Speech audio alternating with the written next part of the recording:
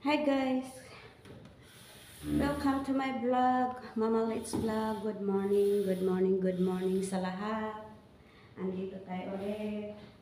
Ipapakita ko sa iyo ang gagawin ko ngayon dito sa bahay ng amo ko. Ito, yung mga upuan, mga upuan at saka dining table. Magbabarnish tayo ngayon guys ito. Yan, babarnish tayo ngayon kasi pupunasan natin itong mga upuan. Yan o. Punas tayo guys. Ito ang unang trabaho para hindi ko makalimutan guys. Yan. Ito ang trabaho natin guys. Magpunas sa upuan. Para maging matanggal yung mga moss ba. Yung umiiba ang kulay kasi. Kaya ito ngayon. Punasan natin ngayon bago tayo magtrabaho sa iba. Kasi para hindi ko makalimutan. Wala ng time. Yan. Kumusta ang buhay guys? Yan o. Punas-punas lang tayo. Yan sa upuan para maging malinis. Kasi nagmo-moist ang itong mga wooden chair. Kaya, punasan natin. Guys. Yan ang sinabi sa amin kay Nagtix. Kaya gawin natin muna bago. Diba? Para hindi natin makalimutan. Punasan natin kasi nakikita na talaga na pumuputi. Kaya, punasan natin. Para naman masaya ang amo. Para pag nakaramdam, dadagdagan ang sahod. Ganon talaga. Pero pag hindi, wala tayong magawa. Trabaho natin ito. Kaya trabahuin natin. Yan. Punas-punas lang tayo. Yan. Para maging shining. Bago ang lahat, trabahuin ko muna ito. Para hindi ko kalimutan. Kasi pag wala na sa oras, hindi ko na matrabaho. Kasi 3 hours ng trabaho ko dito guys. May plansya pa ako. Kaya unahin ko muna ito. Alam ko naman talaga na nagmumuwis na itong upuan kasi wala lang akong time. Kaya hindi ko nagagawa. So, nag-text yung amo. Kung may time ako, punasan ko raw. So ngayon, bigyan ko ng time. Actually, wala akong time. Kasi 3 hours lang trabaho ko dito. Paano magagawa ito? Mamlansya ka pa. Vacuum, maglinis ng kusina. Yan o, pumuputi na kasi. Ang mga wooden. Ayan guys. Punasan natin ang mga upuan. Hindi kasi nagagamit. Hindi kasi nakuupo maghapon. Kapag dating nila, hindi pa rin nila upuan. Kaya yan.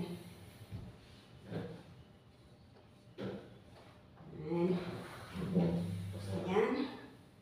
Ito, meron pang dalawa. Punas para matanggal ang moist. Ito muna ang trabaho ko para matapos. Bago ang lahat.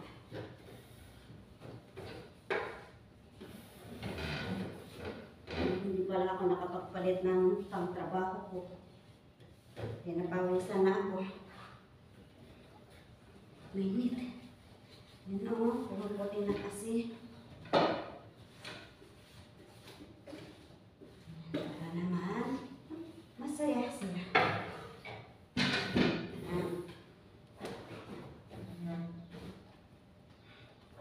Yan guys. Ganito ang buhay ko. Ganito ang trabaho ko. Ito ang buhay ko, ito ang trabaho ko. Paano ako kumikita ng pera dito? Yan. Tagalinis. ng bahay ng may bahay. Yan. Ganun ako kumikita ng pera dito sa ako. Sabi niya. Walang tiyaga, walang nilaga. Yan o guys. Kita ko ang trabaho ko, ang tinatrabaho ko. Yung iba kong tinatrabaho. Ganito. Punas. Punas dito, punas doon. Tiyaga lang. Nahabol ang oras kasi per hour ako dito. Kailangan tapusin ko rin ang trabaho ko para naman masaya sila. Ayan. Yan. Shining, shining na, shining. Nangingintab na. Ay, wala na. Ito namang underneath ng lamisa. Itong underneath ng lamisa din ang isasunod ko. Kasi, yan, pumuputin na talaga. Nagmumuwis kasi. Bakit kaya nagmumuwis ang mga furniture nila? Kasi palaging walang tao. Busy sila sa trabaho palagi. Kaya yun. Gabi lang may tao, kaya yan. Nagmumuwis ang furniture nila. Dito tayo sa ano? Sa mga nasa natin yung mga paanan. Lamisa. Para hindi naging shining, shining. Shining, shining na talaga. Yan ang house.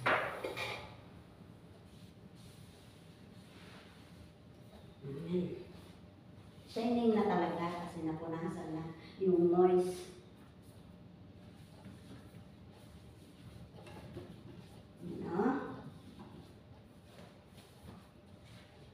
Ito ang buhay.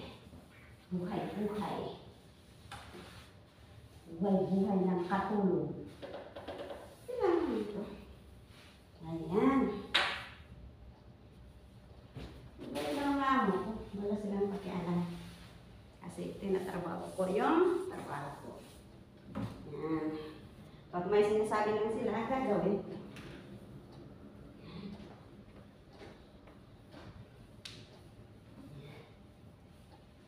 Ayan, tapos ka na.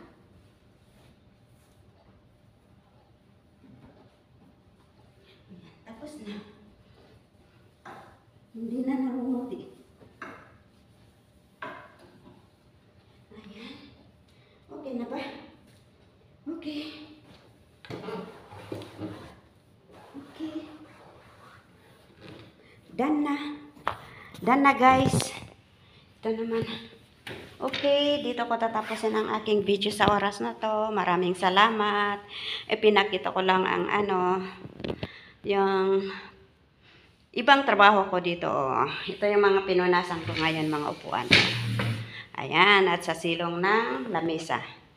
Yan dito sa silong ng lamesa yon. Pinunasan ko yan. Okay, bye-bye. Thank you for watching. Love you all. Sana ipanoorin nyo ang aking mga upload. Thank you. Bye-bye.